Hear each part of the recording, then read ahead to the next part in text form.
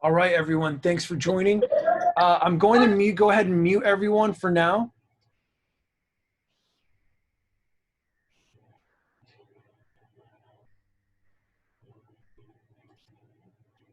All right. Please let me know in the chat if there are any questions or concerns. Hopefully everyone can see the screen.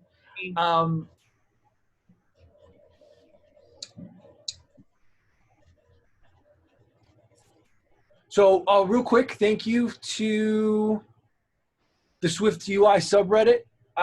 We started this. This was an idea on that subreddit, and there was a lot of sort of participation and encouragement for it. And this is why we're here. Everyone who upvoted on that thread, and everyone who's here today, of course. Chris Small, thank you so much for setting up and moderating our Discord server. You can join up. And also a special thanks to Kushal Pagolu for support and feedback during setting this up.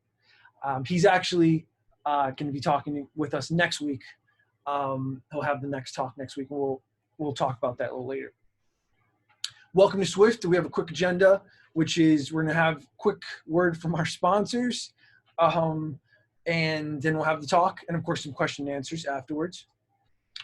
Word from our sponsors is a sort of training website training course that I started called If Then Else. And really what it is it's 10 courses over 10 weeks. And it will help you learn the very, very basics of iOS development. And some of the topics will be variables, of course, operators and conditions, functions, parameters, access control. It goes really in depth. Of course, there's a project at the end. All right, and bear with me here because this is one of my first events here on Zoom. So I'm going to get you back over to the keynote. Welcome, everyone. And my name is Aaron Pachessa, by the way. I'm an iOS developer.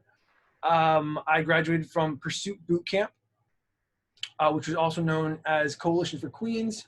It's a boot camp they've been around for about 7 years. I think they were one of the first initiators or starters of the idea of where you can go to boot camp for free. You pay nothing up front. And it's after you get a job that you pay a percentage of your paycheck. It was a 10-month long iOS program. I really wanted to go into iOS. It's the only thing I wanted to do. They're one of the only ones that had an iOS dev program. A lot of these boot camps are web development. So I really recommend boot camps for you guys. I'm currently working on my first app. It's a dating app. And it's almost, first version's almost done, hopefully. Okay, so the real reason why we're here is, what is CloudKit? Do you guys use Notes on your iPhone or iPad? Do you use reminders? Do you hook up to your iPad to look at those reminders, your computer to look at those reminders? Do you use iCloud Drive to save documents, files, photos? This is all powered by CloudKit. This is the exact sort of API that Apple uses, and it's available for us to use as well. What can it do? So we can sync devices, sync data across different user devices, as we just talked about, which is awesome. And a little caveat there is it's associated with your iCloud account, which is, I think, really cool. Now we can also do other things with it. Sort of kind of cool thing that I read about in this article, which I'll plug at the end of the talk, is so you know how apps will have different colors or different themes for different parts of the year. For example, Christmas, maybe like a red and green theme. That's data that we could store in the cloud and that all of our app can access. Adobe, Photoshop, Illustrator, those two apps, let's say there's one document you want to work on and pull up in those two apps, Adobe will have like a drive, for example. That could be also powered. This is just an example. Could also be powered by CloudKit. Notifications. Now, this is really cool. We'll see later how, well, you'll see very briefly how notifications are also enabled, push notifications with CloudKit. And that's a very powerful integration, which we'll talk about. I use it.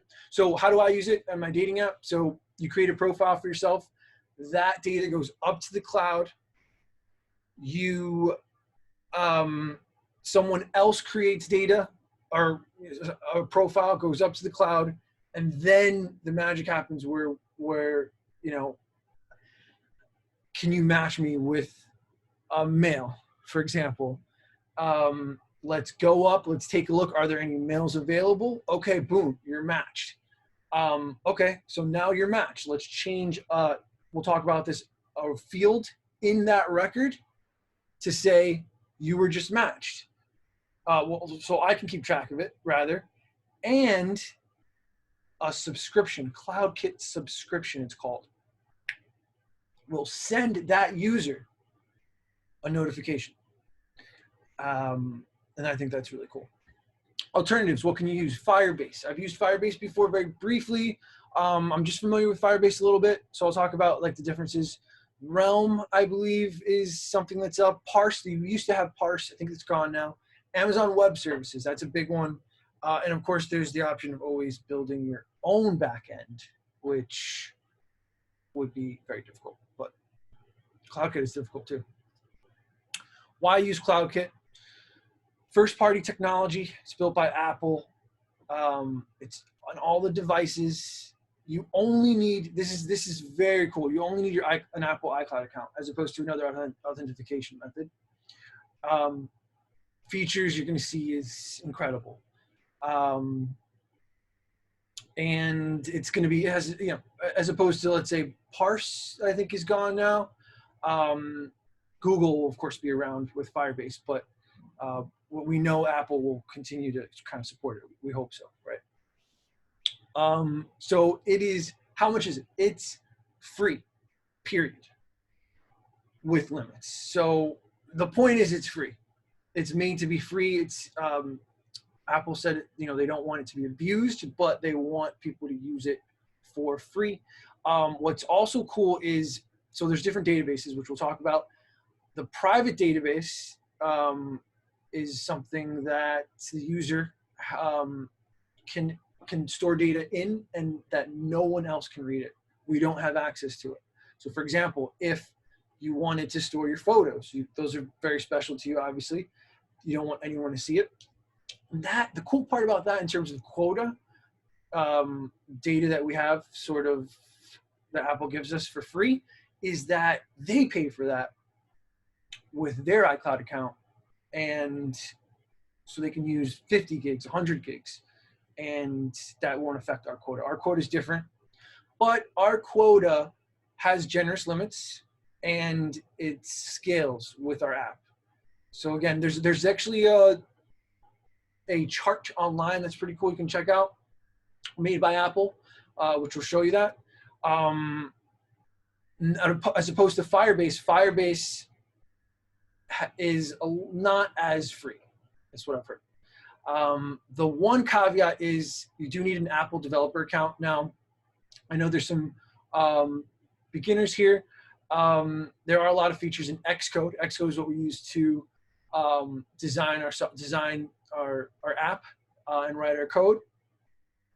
There are features such as CloudKit that some features you'll need a developer account for.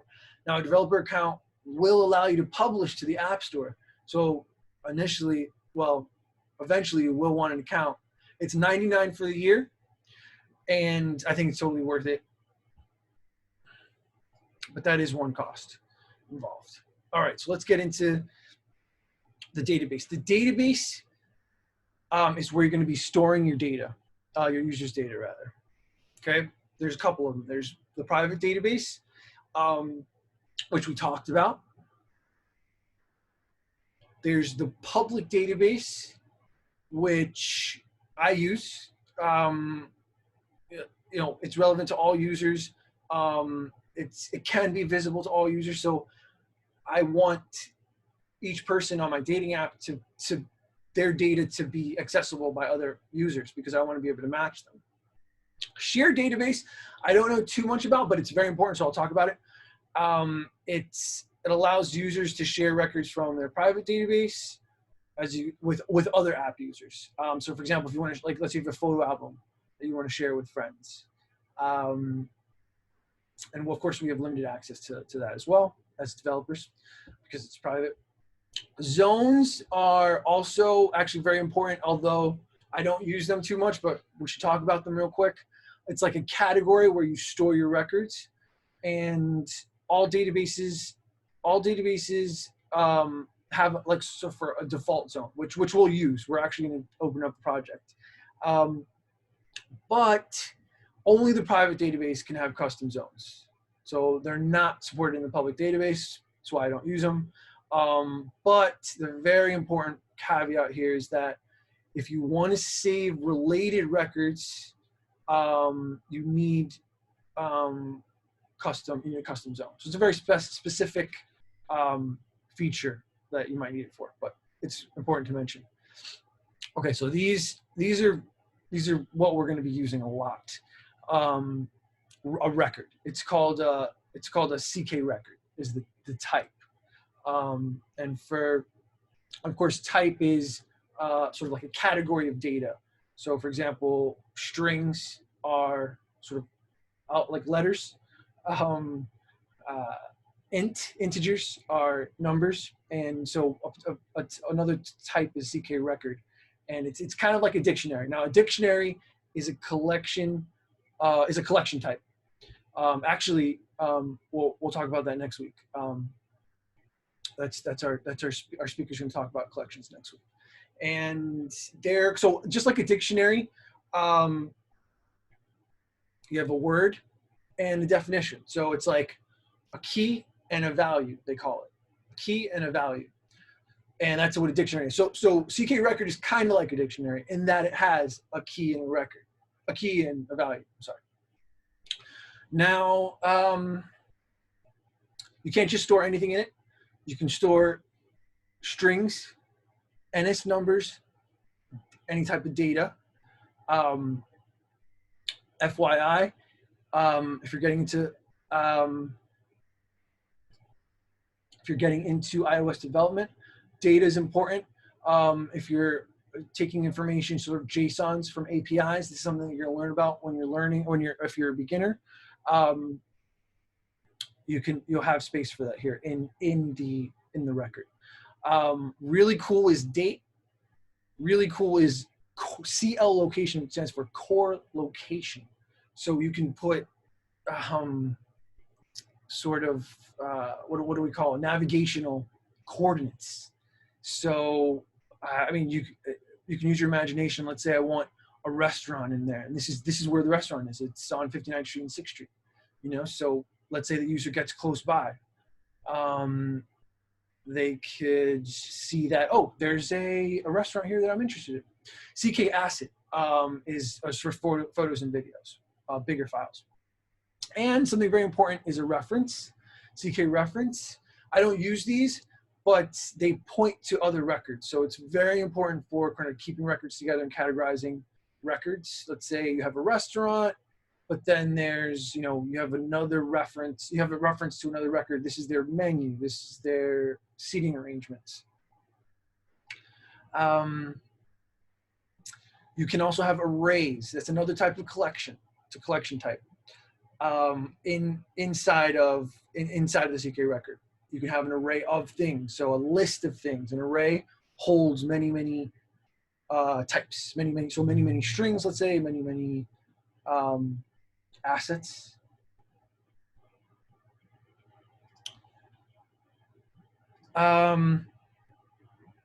So there's some records that there's some metadata that goes in automatically to that record, which is very cool. Record name, created, the date and time it's created, who it was created by. There's an ID of the user.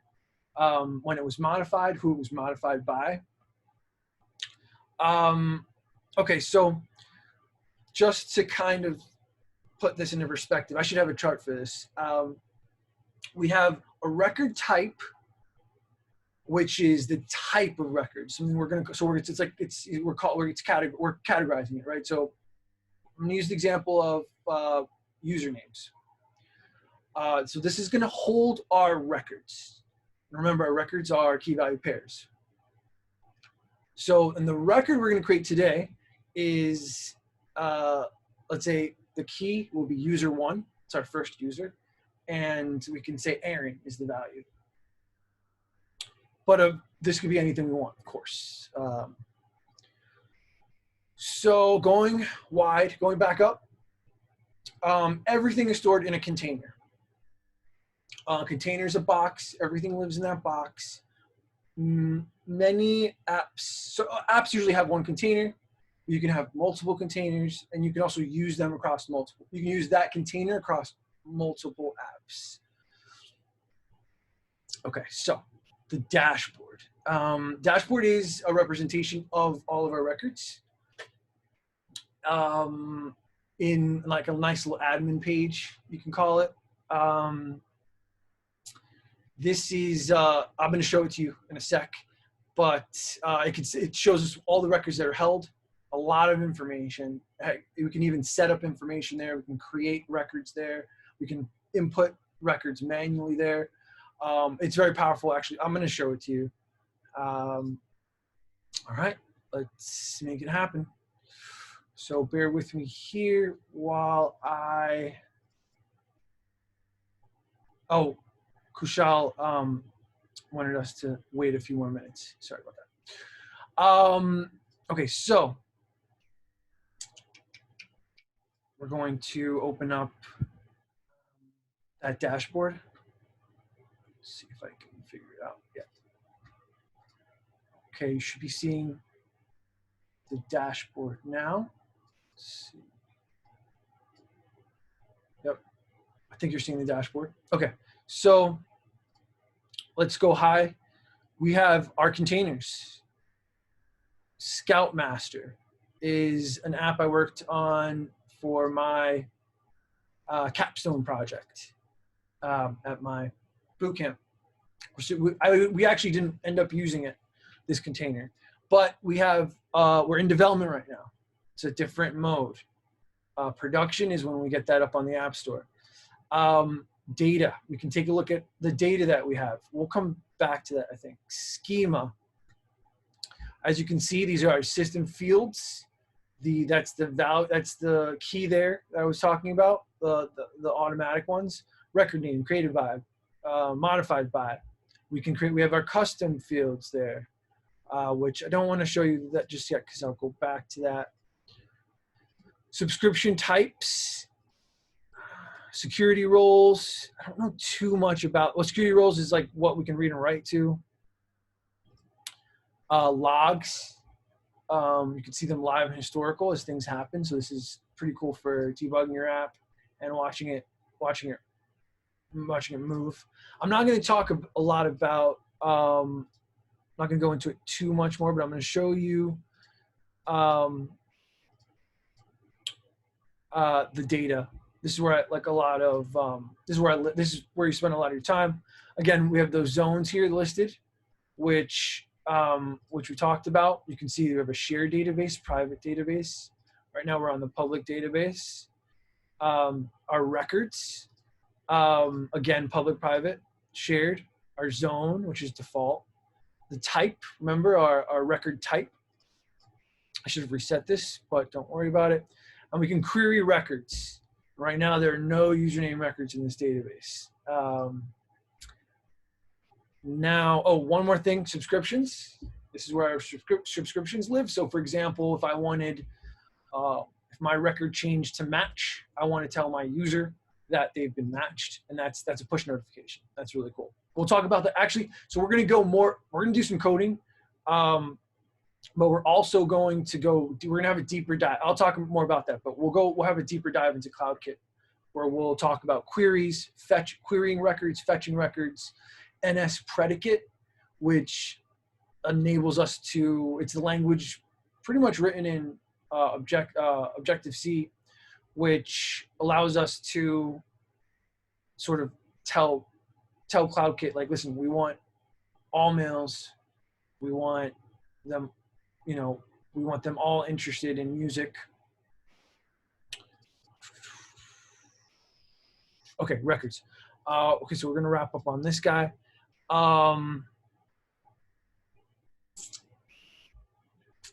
Okay, so we're gonna start a new project and get going. I'm a little bit, so I wanted this to be 20 minutes, so I'm gonna try to kind of go quickly on here. Again, if anyone has any questions, let me know. It's gonna be a lot if you're not familiar with Swift and Xcode, but it'll really be a great intro. Okay, give me 1 second just to pull up.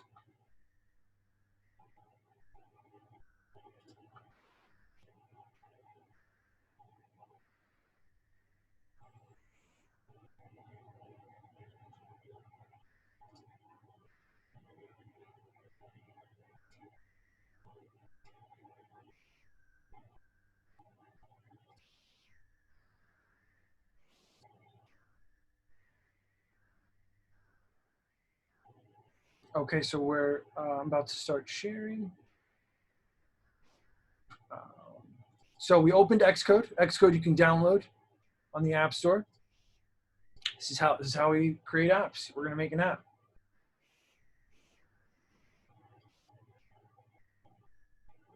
Okay, I hope everyone can see. I chose to start a new project. Now this is new. Well, Xcode is always new. They're always upgrading it and changing it. So I'm not too familiar with the new features. Right now, Apple's really pushing towards creating one app that'll work on Mac OS and iOS.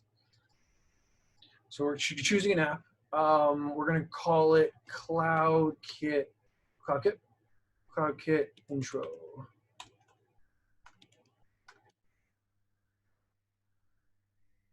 We're using Swift UI, which is the new user interface sort of API that, as opposed to UIKit, which is the previous generation. Language is in Swift, of course. We're not going to include tests. Tests will be able to test what we're doing. We're not using core data.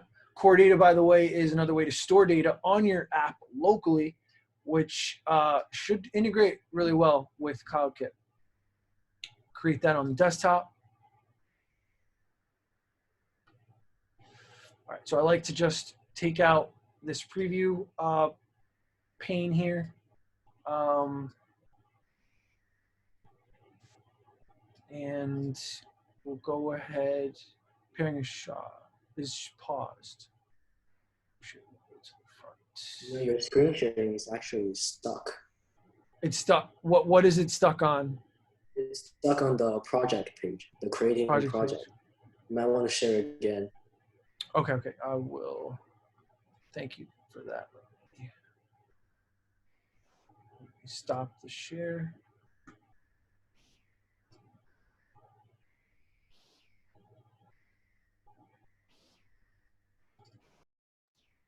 How's that? Looks good. Okay. First thing.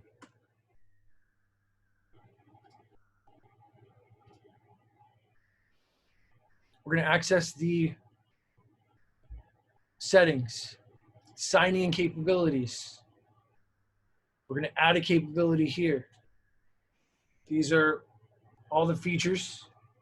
As you can see, all these little guys, Game Center, fonts, HomeKit. We're going to turn on CloudKit, which is called Cloud. And that's it. It signs everything, sets it up for us. As you can see, this little drop down came up. We're going to hit CloudKit. And look, push notification showed up. So it's integrated. Containers. We're going to use Scoutmaster. It's creating provisioning profile. It's linking it up. Boom, that's it. Of course, I have my Apple developer account signed in. And that's it. Should I create a new container if I don't see any? Yes, you can. You can do that.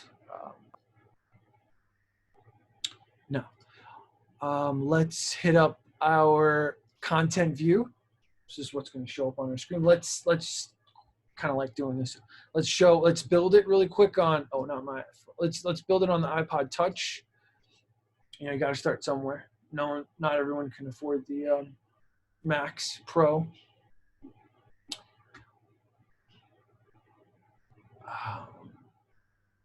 Let me share that. All right, so this is starting up, and we'll see what's on the screen so far. This comes built in, hello world.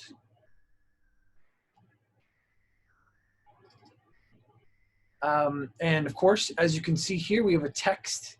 This is SwiftUI, by the way. As you can see, import SwiftUI. As you can see, the text is hello world with some padding, and that's why that's showing up. First thing we want to do is import CloudKit API.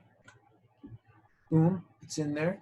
Second thing we're going to do is add a state variable. This is part of SwiftUI. It will allow us to watch changes in this variable. Variable is where we store some data. It's a private variable. We're going to call it name because we're thinking should be someone's name of our users.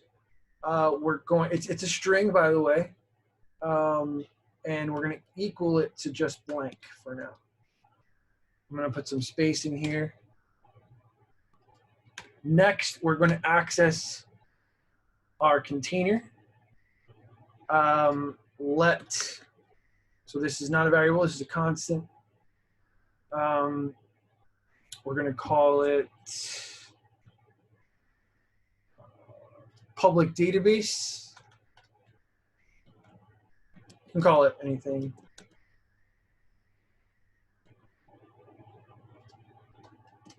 So this is an instance of CK. I'm sorry.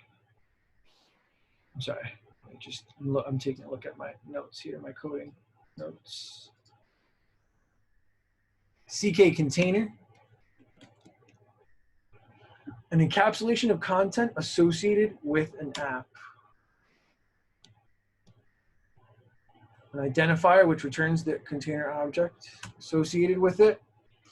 I'm going to use iCloud.ScoutMaster. That's the name of my container.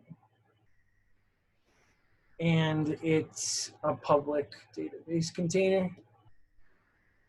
Public cloud database. This database containing the data shared by all users.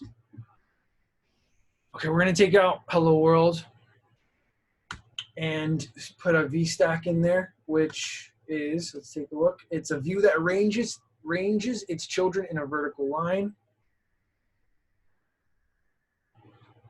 Give me 1 second. I'm just checking our time here. All right.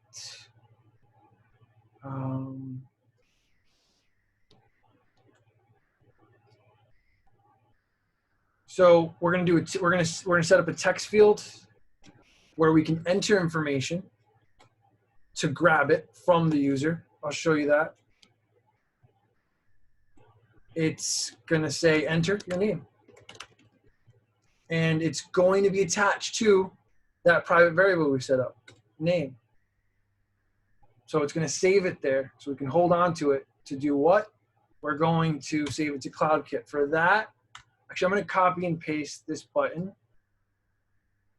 We're going to create a button so the user can click it.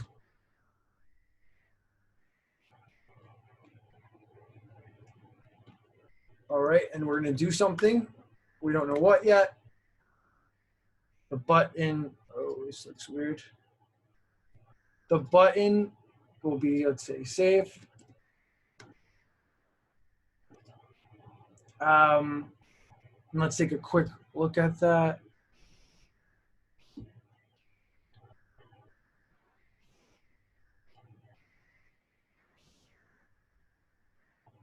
Enter your name.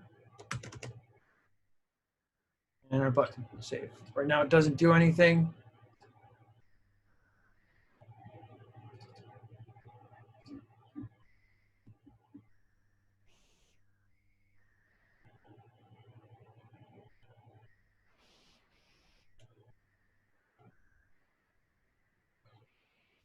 All right, now let's create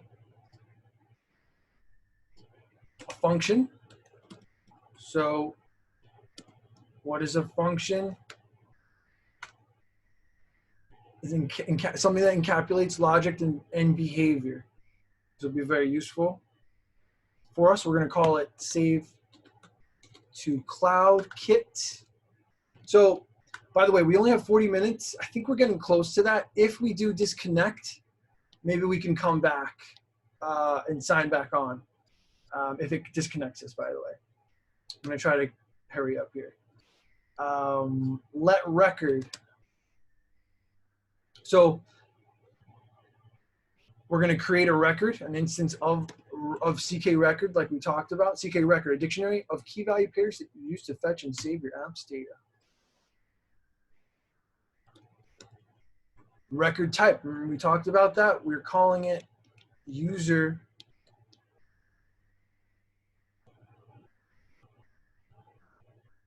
username.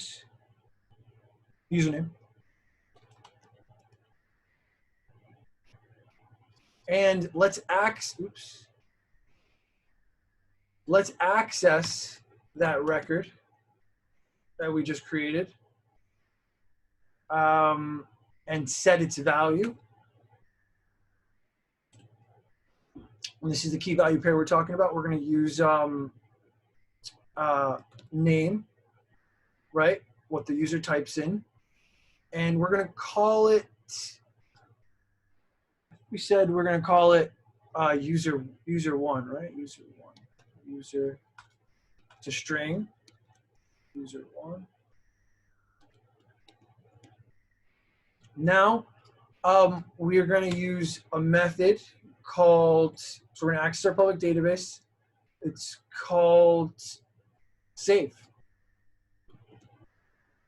Now, this is a little complicated code. It's a sort of an escaping closure, which tells our program, hey, we're going up to the database. We don't want you to shut us down. We want you to wait for us until we finish our operation. We also want you to tell us if something goes wrong. And in that case, we're saving. What are we saving? Our record that we just specified up above. Now, like I said, if it goes well, we're going to get something, which is that saved record, or sort of a success. They call it a successful operation. And if not, we'll get an error. Now, the code. Now, we're writing more code in here. If our error is not equal to nothing, I know that sounds kind of weird, but that means if our error has something in it, pretty much. If our error has something in it, I want you to print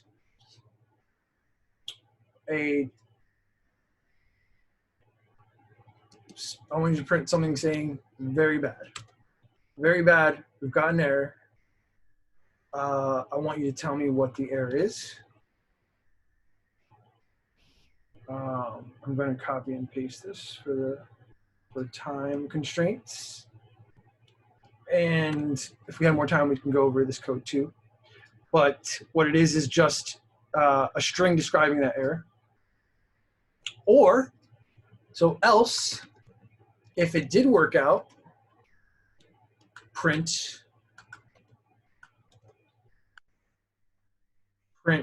yay. All right, let's hold on to our horses. We're gonna run it.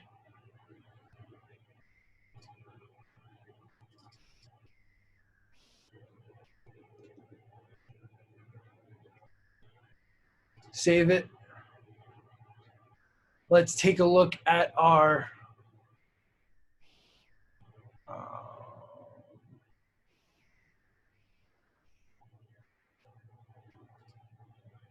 oh, so I just took a look at our console, where these sort of strings will print out, and I realized, actually, let me go back to that screen so you can see it. So I realized nothing is here in this area, our console, where we're supposed to have some printout if it goes bad or it goes good. And I realized that our button wasn't connected. So we're going to call that function that we made, save to CloudKit here. I'm going to rerun it.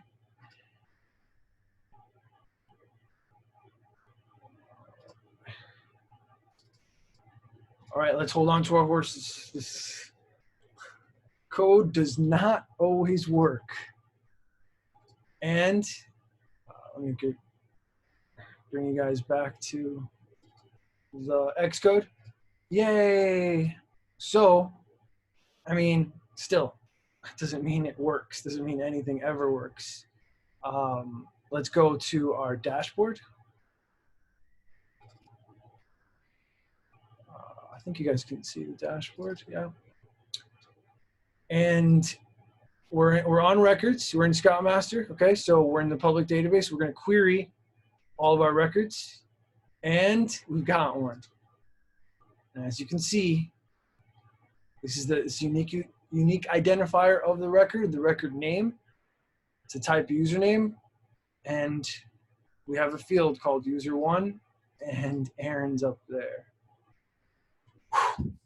Hey, what is the website that you access this view, the dashboard? What's the website for it? Well, okay, so you can access it. I'll show you where you can access it. It's iCloud developer at apple.com. It's part of your developer account. You can find it there. But a quick little shortcut. Oh, if you haven't bookmarked it, of course. Let's go back into Xcode. Let's go back into the settings, right? And our iCloud capability here. CloudKit dashboard. See this little button? It'll bring you right. It'll bring you right up. So let's go back. Okay, so yeah, I mean, that's it.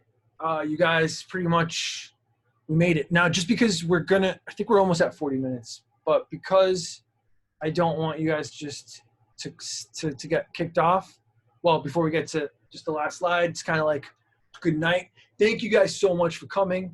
I want to do a deep dive where we go over like more code, go over queries, fetches, subscriptions. It's a lot of stuff. I almost feel like 40 minutes isn't even enough. I kind of wanted it to be 20 minutes, but looks like we'll have to maybe make them longer, or try to make them shorter. I'm not sure, but Kushal Pagolu will be talking to us about collection types and MVVM architecture next week.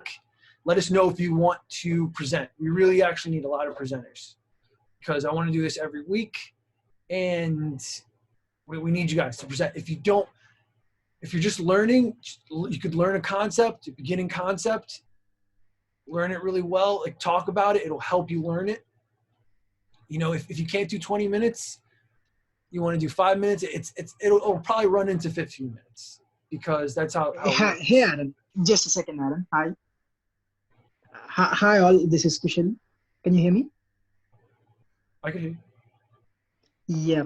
So this is a great session, and we would like to hear some feedback from you guys. What do you think? Is it 30 minutes is a good session or not? And what else you want to do? If you are really interested, we can do this every week, like Aaron said. So it's up to you guys. Please, any suggestions, any feedback?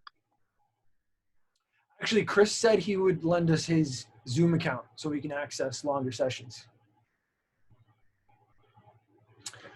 You see, Okay. wow, that's a good start. Okay. Yeah.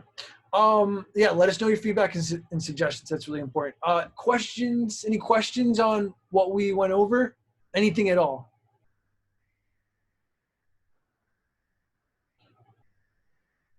For me. So you initially you talked about where else where you can use CloudKit, right? I'm So sorry, can say it you one more give time. Mhm. you initially you started with where CloudKit is used on our stock apps, right? Like our notifications, our notes, weather, etc. So I just wanted to know, in real world, you said you're building a dating app. So how are you going to use CloudKit for your dating app? Right. Well, I've pretty much built. I'm close to the end of my app, and I've used it in a number of ways, specifically to match users together. So I create a lot of these records, and one per user, and I'll have different fields on there based on input from the user, and I create a record that I can access. So when another user goes to search for a user, they can sort of, so I'll query what's on my database. It's called querying.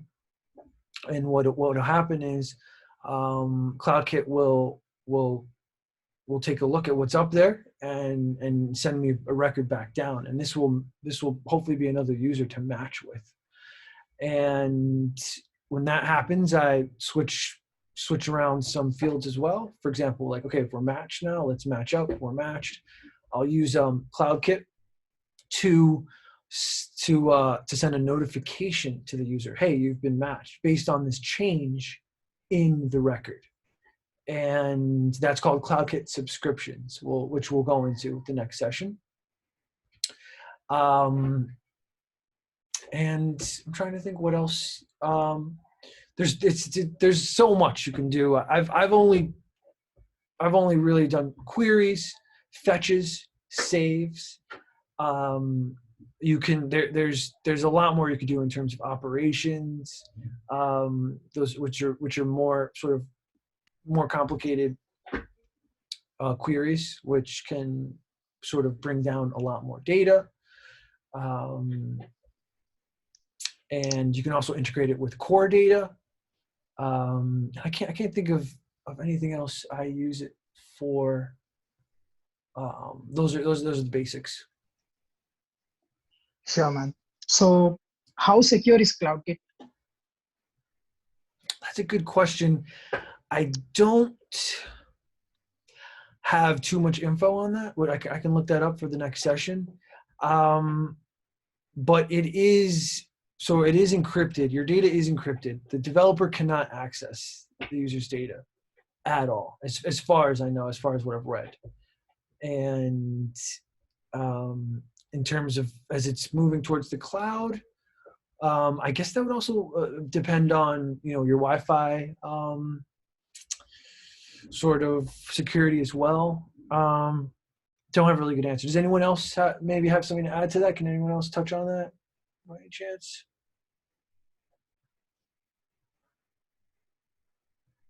If anyone has any other questions or even wants to just chat, like, let us know. I know Chris is a beginner.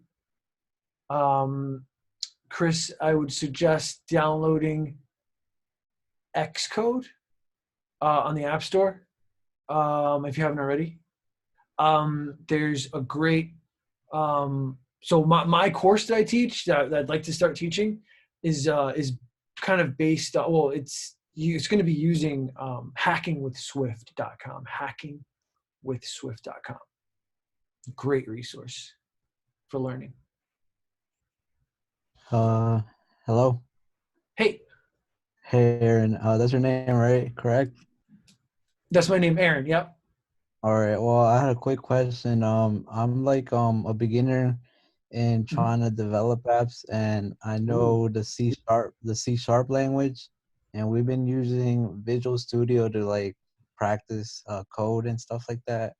So I just had a question as a beginner making apps.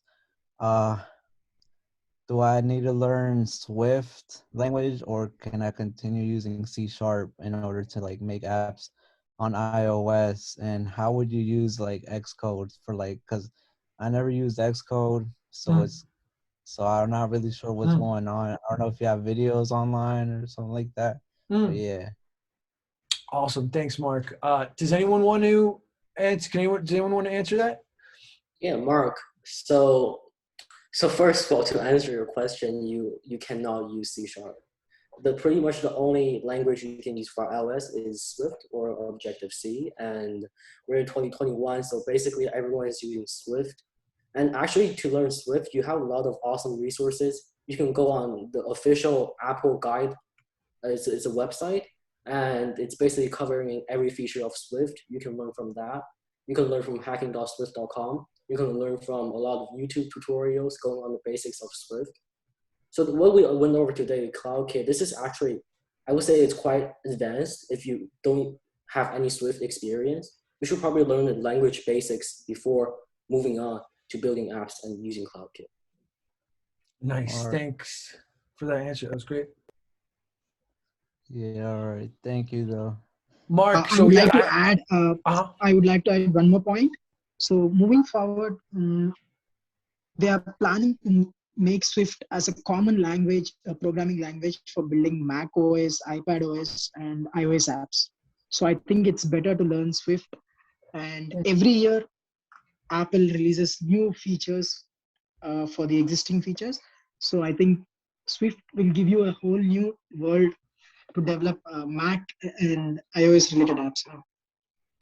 Yeah, I agree. I agree with that. Swift is so awesome. Like I love it because it's such a new language.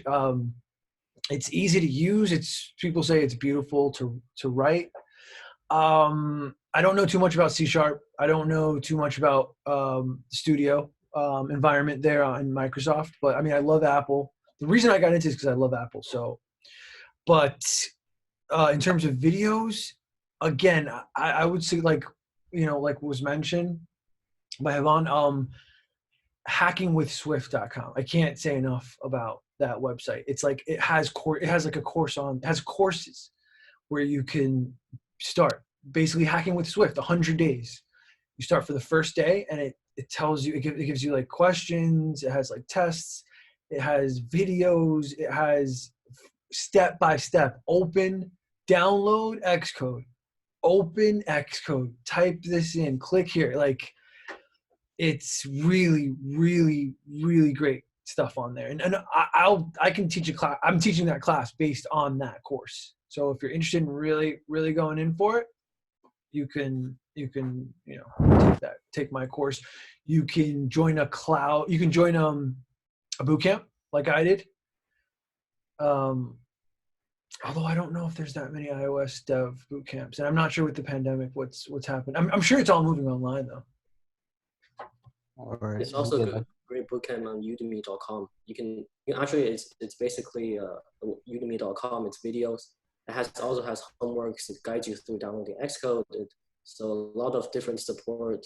And it's taught by Angela Yu, very famous course on Udemy. You can check that out as well. I think is Angela Yu on Udemy? Yeah, that's the Angela Yu. She has Yeah. iOS course on Udemy.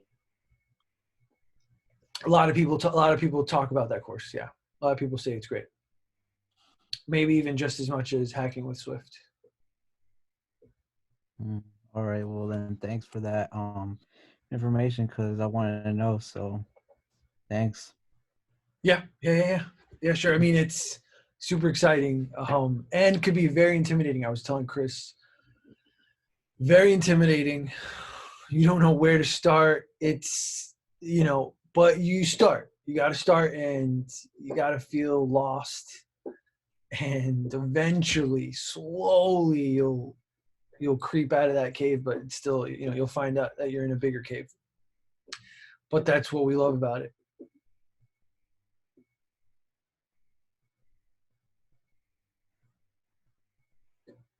Any other questions, concerns, complaints? I think we're gonna end it here.